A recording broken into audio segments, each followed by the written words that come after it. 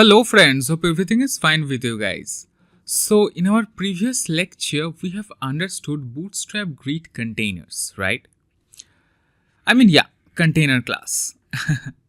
So previously I told you that Bootstrap grid system is a 12-column grid system built with Flexbox. Using this grid system, you can control the layout of a website on variable screen width. Yes, friend. And for that, we have already seen the container class. The container class, container-fluid class, container-breakpoints like container sm, md, lg, xl, col-xl. Now, let's take a look at another file. Say this one. This HTML file I have created just for you to make you understand the concept of col-xx-y. Yes, friend. Now, what is this? You already know that the parent div will have a class of container, right? Now, inside it, we'll be having a div with a class of row.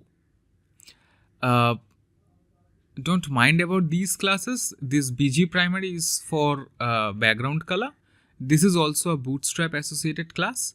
And P4 means padding and some unit. Okay, 4 means kind of big padding. Yeah. So what is necessary? Div with a class of container. Inside it, we will be having a div with a class of row. Now, each section will be inside a row. Okay. Now, inside section, you can have multiple subsections. Say for example here. Here, let me open in browser. See here, we have multiple sections, right? That's fine. Just take a look at the top one. So here we have a heading, which is general column. Next, inside it, we have a row. And inside that row, we have 3 equally width content. Yes, friend. Now, since you already know that Bootstrap grid system is a 12-column grid system. So can you guess how many columns each content will contain? 12 divided by 3, that's 4 columns. Yes, friend. So each content is containing 4 column width. Okay. So let me again tell you that everything will be inside a div with a class of container. Each section will be inside a div with a class of row. Next, inside each row or inside each section, you can have multiple subsections, like say here. Okay. So here we have 3 contents, right? Say for example, services. You can list 6 services, 3 here, 3 here, like that. And I will show you how you can do that. So not to worry. Now let me come here. So you have understood the concept that first we will be having a div with a class of container. Inside it we will be having a div with a class of row. And inside it, these contents will be having a div with a class of col for auto width content. That I will come to you, but later on. Let's understand this one.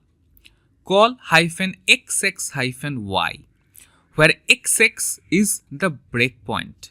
Okay, it can be sm, it can be md. Sm for small screen, you already know, as we have discussed it here also. Sm. Next, md for medium screen width. Next, lg for large screen width. XL and XXL. Now I will show you everything, so not to worry.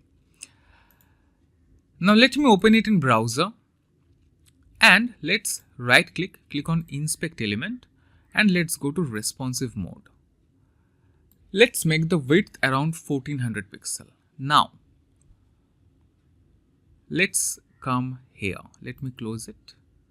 Yeah, let's come here. This is XXL column.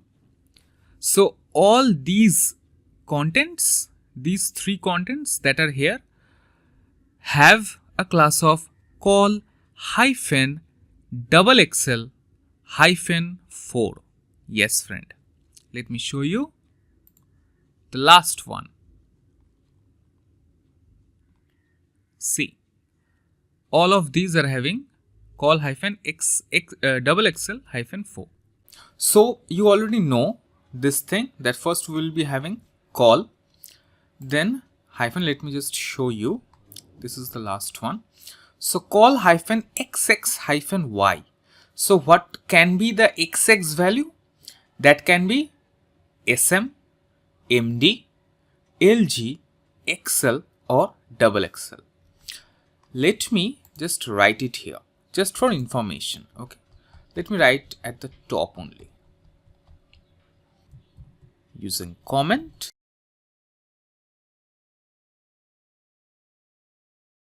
Okay, so col-xx-y,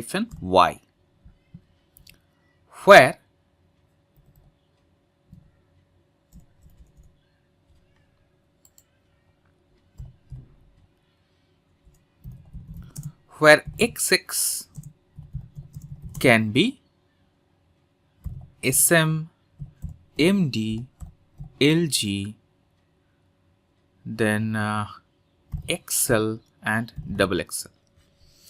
And what can be the y value? Y means number of columns. Yeah, number of columns actually. Yes, friend.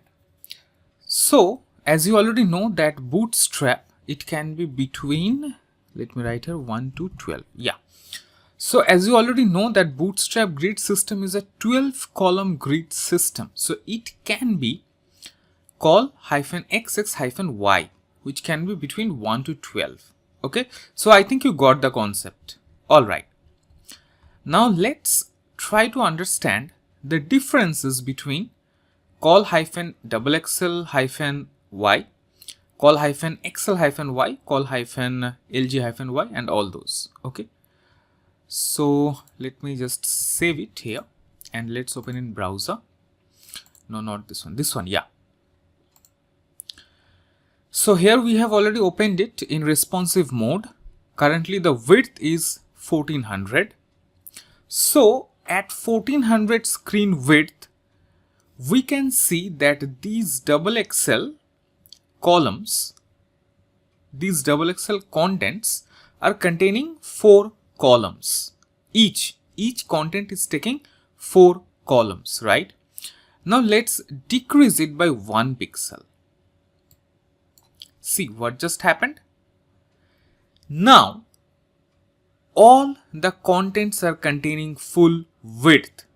It's kind of same concept as container hyphen breakpoint. Yes, friend.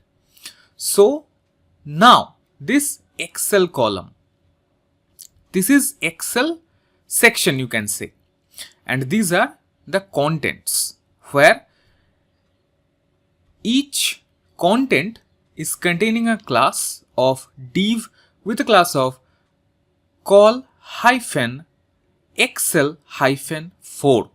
It will maintain till the breakpoint of 1200. Yes, friend. And as it goes below 1200, then each of these content will take full width. Yes, friend. Let me just show you. See? Yeah. See here. Let's make it only 1200. See? Now let's decrease it by 1. See? Same will happen for LG. Do you remember the breakpoint? It's 992, right? Let me write here 992. So at 992, nothing will happen. I mean, not nothing will happen. It will be same only. Now, if we decrease it by 1 pixel, then see. Each of the content is now taking full width, right? Next, we have MD. What is the breakpoint? 768.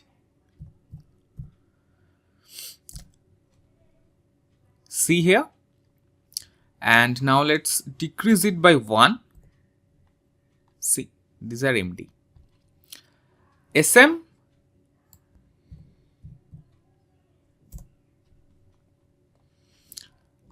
this is SM. Let me decrease it by 1. See, now these are taking full weight. And this column,